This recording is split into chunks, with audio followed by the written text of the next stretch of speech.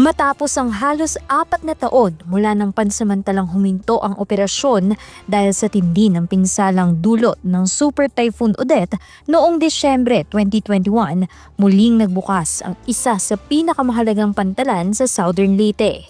Formal lang nagbalik operasyon ang Port of San Ricardo sa ilalim ng Terminal Management Office ng Liloan ngayong ika-25 ng Nobyembre 2025 na isang makasaysayang araw para sa mga pasahero, negosyante at sa mga komunidad ng rehiyon. Matagumpay na dumaong ang MV Vanessa ng Montenegro Shipping Lines Inc.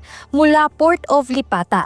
Umabot sa 168 na pasahero at 37 rolling cargoes ang dumating sakay ng naturang barko na hudyat ng panibagong simula para sa pantalan.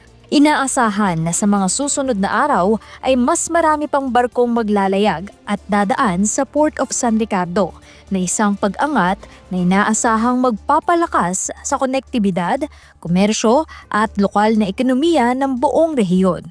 Ang Port of San Ricardo ang pinaka-gateway port ng Visayas papuntang Mindanao. Ito ang pinakamalapit na koneksyon sa Surigao na tinatakbo lang ng 1 oras kumpara sa mga karatig na ports na inaabot ng 4 na oras. Ideal talaga ang Port of San Ricardo para sa pagtransport ng mga pasahero at kargamento sa mas efficient at mabilis na pamamaraan.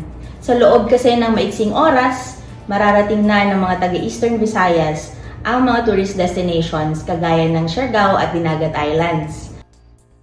Ang muling pagbubukas ng pantalan ay patunay ng matibay na dedikasyon ng Philippine Ports Authority na patuloy na maghatid ng mas ligtas, mas moderno at mas maaasahang port facilities para sa mamamayang Pilipino.